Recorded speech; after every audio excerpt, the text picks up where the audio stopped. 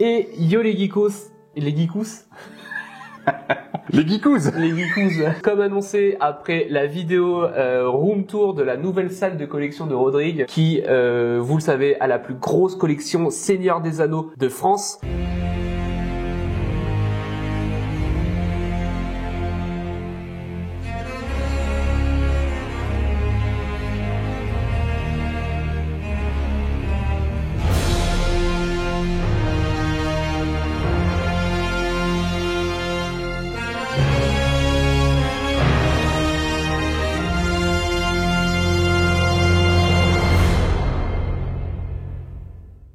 On profite de ma venue ici pour vous décrire les deux nouvelles pièces de chez Weta, les deux dernières dingueries en date qui sont la Bilbon Sakai derrière son bureau en train de décrire son histoire, et l'autre qui sera la Escape the Road, c'est celle avec le Nazgûl et les Hobbits dans le tronc d'arbre. On commence par cette statue, ce diorama de Weta Workshop qui est pour moi une des plus belles pièces de chez Weta de cette gamme-là. C'est la gamme Museum Masterline. Alors non, c'est pas une Master Collection. Ah ouais? Ouais, ils n'ont pas sorti en Master Collection. Je pense qu'ils auraient pu. Ça aurait changé le prix aussi. Et clairement, en termes de détails, ça formule tellement de petits détails là qu'on va voir un petit peu partout qu'elle aurait pu faire partie de cette gamme-là. C'est vraiment une statue. Enfin, moi j'ai adoré quand on l'a déballée. Elle est magique. Et donc, du coup, c'est quoi? C'est une statue? C'est de quelle gamme? C'est une gamme. C'est les gammes pas open parce que c'est une nouvelle façon un petit peu de faire chez Weta. Et quand ils sortent une statue, elle est en préco pendant 3 semaines, un mois. Et le nombre de statues est limité au nombre de préco. Oh, c'est super stylé. Ça veut moi, dire je trouve que c'est pas mal. Ah ouais. En plus pour eux, au niveau industriellement parlant et commercialement, ça boucle un peu les choses. Franchement, je trouve que c'est la meilleure façon de faire. Faudrait que toutes les marques fassent limite ça, quoi. De faire en sorte de limiter la statue au nombre de préco, et puis basta, quoi. Ouais. Après, c'est dangereux parce que préco, on n'a pas de visu sur le modèle final. C'est ça. Donc, c'est un peu dangereux de se lancer et de risquer d'avoir une statue qui a subi un downgrade. Voilà, ça c'est le danger de la préco. Mais c'est valable pour tous les studios. Ouais, mais par contre, Weta, en plus, tout ce qu'ils ont pu faire n'était pas forcément beau. Aujourd'hui, ça a énormément évolué. Niveau qualité, on est sur un truc qui est nettement meilleur que ce qu'ils ont pu faire avant. Du coup, c'est un peu dangereux, mais dans les grandes lignes, si on était sûr que le produit final était aussi beau que le prototype, franchement, je trouve l'idée ultra bonne. Pour ce qui est de cette pièce, alors déjà, elle est limitée à combien d'exemplaires? Alors du coup, on se retrouve avec un chiffre un peu bâtard, parce qu'on se retrouve à 1046. C'est pas 1000, 1200, 1500, 1046. Et il y a 2 sets, je crois. Il y a 2 sets. Il y a ce set-là, le set complet, avec la maison puis le bureau à l'intérieur. Et il y a un set où on a juste Bilbon avec son bureau. Un set qui est beaucoup moins cher, mais qui permet d'avoir l'esprit de Bilbon qui écrit son... Et ça fonctionne pareil, par contre, niveau limitation, ils ont dit c'est au nombre de préco pour la petite. Ensuite, en termes de réal, je suis étonné que ce soit pas le haut de gamme de chez Weta, parce qu'en termes de réal, pour moi, c'est largement équivalent à ce qu'ils ont pu faire d'autres. Oui, je suis complètement d'accord. On pourrait croire que c'est une Master Collection en fait, je savais pas. Qui est pas nommée comme ça. Bah ouais, je savais pas que c'était pas une Master Collection. Donc pour moi, ça faisait partie de Master Collection. En termes de réal, que ce soit Bilbon, interprété par Ian Holm, qui nous a quittés en 2020, et en termes de détails, vous aurez pas plus diorama que ce qui existe dans le marché en termes de Seigneur des Anneaux. C'est un des dioramas les plus complets, même en termes de statue tout court, j'ai jamais vu quelque chose d'aussi complet que ça. C'est plus qu'une statue, c'est presque un hommage. Un hommage à la scène, un hommage au début du film, un hommage à l'acteur aussi. C'est vrai, je trouve ça beau. Franchement, tu m'as passé... On est au-delà d'une simple statue. Tu m'as pincé mon petit cœur. Après, en termes de détails, mais c'est une claque sans nom. Comme tu l'as dit, on n'est pas juste sur une statue, on est à l'intérieur de la scène. Et même, je trouve que tout est ultra cohérent, que ce soit les petites plantes, que ce soit les pots c'est des encres, on suppose que c'est des encres ici, comme il est en train de rédiger. En plus, ils ont mis ses premiers mots concerning hobbies, et c'est les premiers mots. En plus, c'est stylé qu'ils aient choisi les premiers mots que Bilbon écrit sur son livre pour illustrer cette pièce. Ça me met des petits frissons. Mais moi, d'un point de vue personnel, en plus, quand on me demande quel film je préfère sur les 3, c'est toujours dur de choisir. Mais le début de la communauté de l'anneau, moi, j'adore. Avec l'arrivée de Gandalf. La statue la master dont on a reparlé, et celle-là en plus, je trouve c'est vrai. Et c'est des pièces qui sont vachement complémentaires parce que c'est deux scènes qui se suivent. C'est marrant parce que c'est complémentaire également dans le sens où c'est une des premières pièces de la master, celle avec Gandalf dans son Frodon. Et maintenant, aujourd'hui encore, ils arrivent à sortir des pièces de la même scène, d'une scène qui est juste après, mais pourtant 5-6 ans plus tard. Et ils se sont vraiment butés. Alors, comme vous avez pu le voir, c'est pas une vidéo unboxing dans la mesure où si on aurait voulu unboxer cette pièce, tu m'as dit que c'était extrêmement compliqué parce qu'il y avait fourmi de tout petits détails. Et je trouve que pour un unboxing, c'est peut-être pas super intéressant à vous montrer parce que ça va être un petit travail de fourmi. Vous avez par exemple les petites pipes ici, les pipes à Hobbit. Tu m'as dit que vous les avez placées avec je dis vous parce qu'il l'a monté avec sa femme. Vous l'avez placé avec des pinces à épiler. Avec une pince à épiler. T'as mis combien de temps à la monter comme ça? On a passé, j'ai 1h30. Et voilà, 1h30 à faire le montage de cette pièce en vidéo, ça aurait été facilement imbuvable. Donc je pense que vous la présentez comme ça fini. Là, ils se sont fait chier en background. Moi, ça me va de la montrer comme ça. En fait, il y a tellement à redire que je sais pas vraiment par où commencer. Déjà, la scène en elle-même, comme c'est Weta qui a fait cette pièce, ça veut dire que Weta, c'est eux qui sont également derrière une bonne partie du look du film. Donc, ils savent exactement ce qu'ils font à la précision. C'est chirurgical cette scène. C'est un diorama qui a été vraiment fait chirurgicalement. Il y a vraiment des tout petits détails. Donc on pourrait croire que les feuilles ici qu'on voit sont des feuilles qui sont juste collées sur le socle. Alors que non, c'est vraiment, si vous voulez voir, c'est vraiment des feuilles de papier avec une écriture dessus et il faut en principe les froisser. Moi, j'ai pas osé le faire. Ouais. Mais, et en plus, ils ont vraiment réécrit. Ils ont réécrit.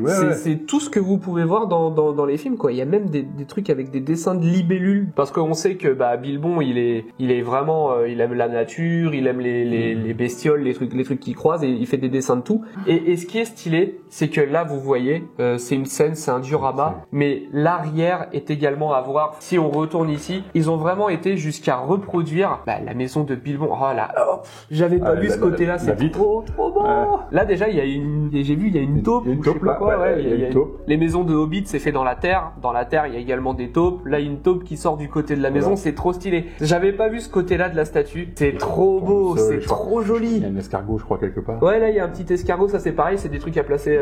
Non, ça c'est collé. Ouais, ah non, pourquoi Mais c'est super beau. Alors peut-être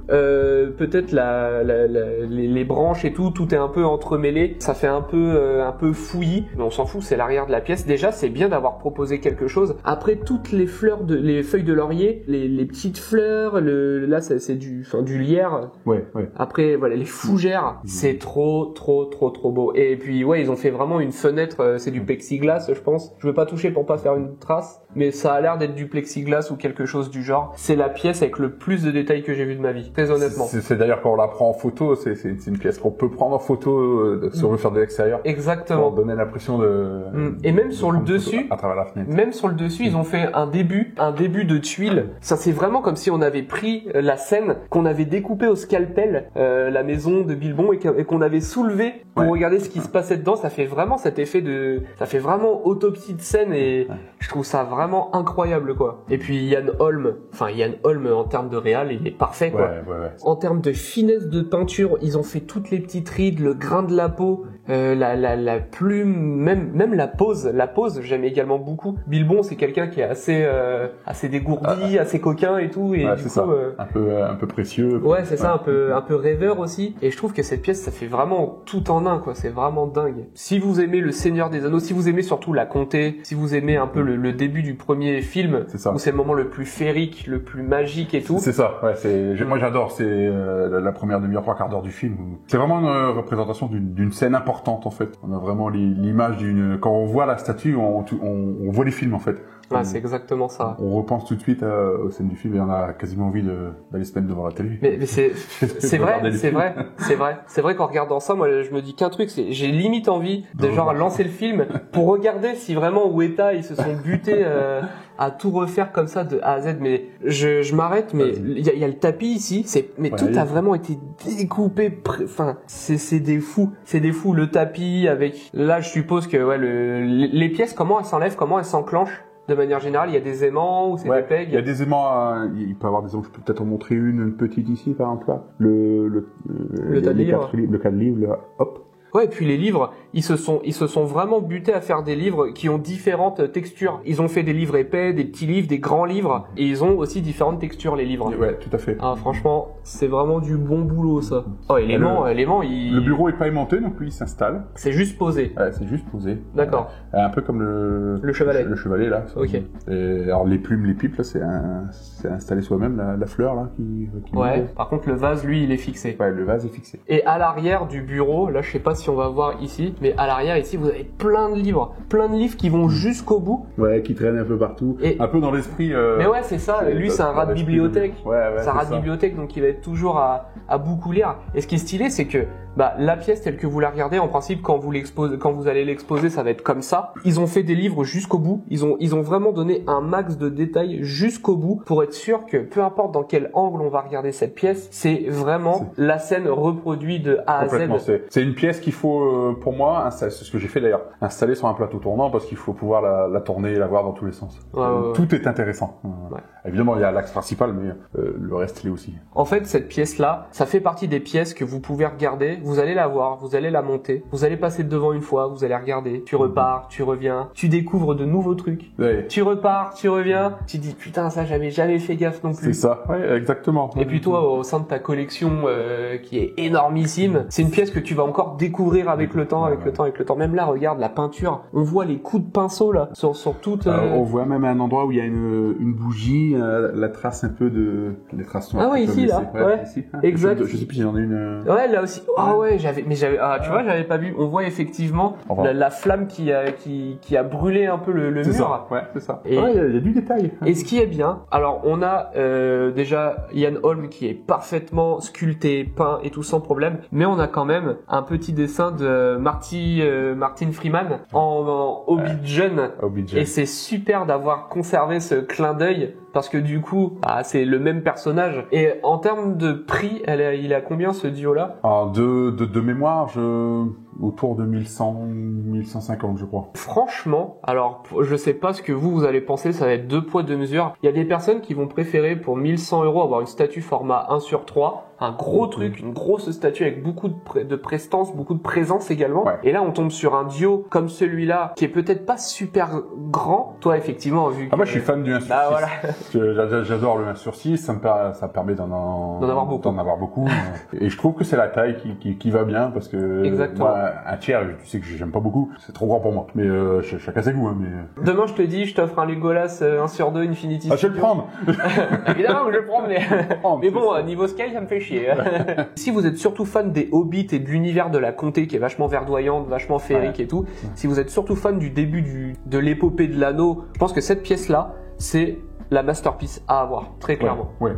Sincèrement, ceux qui hésitent encore, mais le problème c'est comme elle était limitée, peut-être vous la retrouver sur le marché, je vais dire secondaire, et j'en ai pas vu beaucoup en vente jusqu'à présent. J'en ai pas vu non plus. Alors que pourtant, moi je suis sur beaucoup de groupes et il me semble pas l'avoir vu d'occasion. Et je pense que ceux qui la revendront d'occasion, ça risque de faire un peu mal. Weta Workshop, c'est marrant parce que beaucoup critiquent, mais tout le monde achète et ça se revend très cher. Donc c'est quand même, ça fait partie d'une classe de collectionneurs qui est pas... Toi, je fais pas comme tout le monde, je critique pas, j'achète, mais je vends jamais. C'est une des dingueries de chez Weta. C'est pas la seule qui est sortie, comme je vous ai dit en début de vidéo. La prochaine vidéo, on va un peu regarder celle avec le Nazgûl et les Hobbits qui est également... Par contre, celle-là fait partie de la... Ça, c'est une Master Collection. C'est une Master Collection, ouais. Si vous aimez le Seigneur des Anneaux, le diorama, le 1/6, c'est un must-have. S'ils avaient classé ça dans les Master Collection, peut-être qu'ils auraient proposé une pièce plus grande. Ils auraient pu faire une illustration avec Frodon, tu vois, par exemple. Ouais, avec Frodon, ou un petit peu, peut-être une partie un peu extérieure, un peu plus... Ouais, ou une partie avec Gandalf qui frappe à la porte, tu vois, un truc comme ça. Mais pour celle-là, déjà, la pièce telle qu'elle se suffit à elle-même. Même toute seule, avec juste le bureau, la pièce serait déjà... avec le bureau, c'est très bien. Moi, je trouve que ça a été une très bonne idée de faire une seconde version moins élaborée. Et c'est là où on voit que Weta, ils sont vachement à l'écoute quand même des collectionneurs. Parce que c'est une pièce qui est vraiment exceptionnelle, celle-là. Et de se dire, c'est con que tout le monde puisse pas en profiter, d'avoir quand même créé une ligne. Eux, ça leur a rien coûté de plus, je pense. Mais vous, en tant que collectionneur, vous pouvez quand même avoir un petit bout de Bilbon chez vous, quoi. Et ça, c'est super important. Et moi, je trouve que c'est tout à l'honneur de Weta de réfléchir comme ça.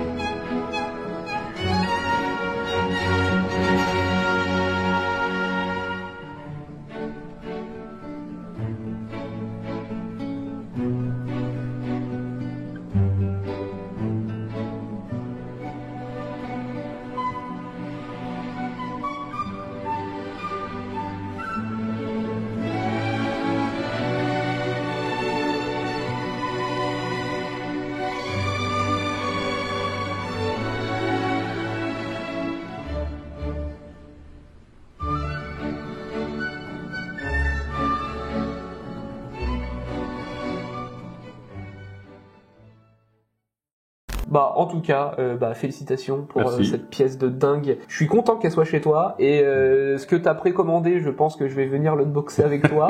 Surtout celle dans le marais là, putain, ça va être une dinguerie. En tout cas, j'espère que cette petite présentation vous a plu. C'est pas une vidéo unboxing, on a quand même voulu vous proposer quelque chose qui vous permettrait peut-être de vous décider si un jour vous avez l'occasion de vous acquérir cette pièce. Toujours faire attention au prix de revente, c'est pas parce que quelqu'un vend la pièce 2 fois plus cher que c'est son prix qu'elle coûte. Par contre, si vous achetez la pièce, ce sera vous qui déterminerez la cote de cette pièce. Et ben merci mon copain pour cette vidéo. N'hésitez pas à rejoindre Rodrigue sur ses réseaux, Facebook où il a un groupe spécialement centré sur la collection autour du Seigneur des Anneaux, toutes marques confondues, et un Instagram où il va proposer des photos de ses rentrées ou de ses pièces qu'il a déjà. Si vous avez aimé cette vidéo, n'oubliez pas, vous pouvez la liker, la commenter, la partager et vous abonner si c'est pas déjà fait. On se retrouve dans la prochaine vidéo où on va faire la présentation de la Nazgûl et des Hobbits dans la forêt, et celle-là, ça va être caviar. À une prochaine vidéo. À Ciao. très vite. Salut.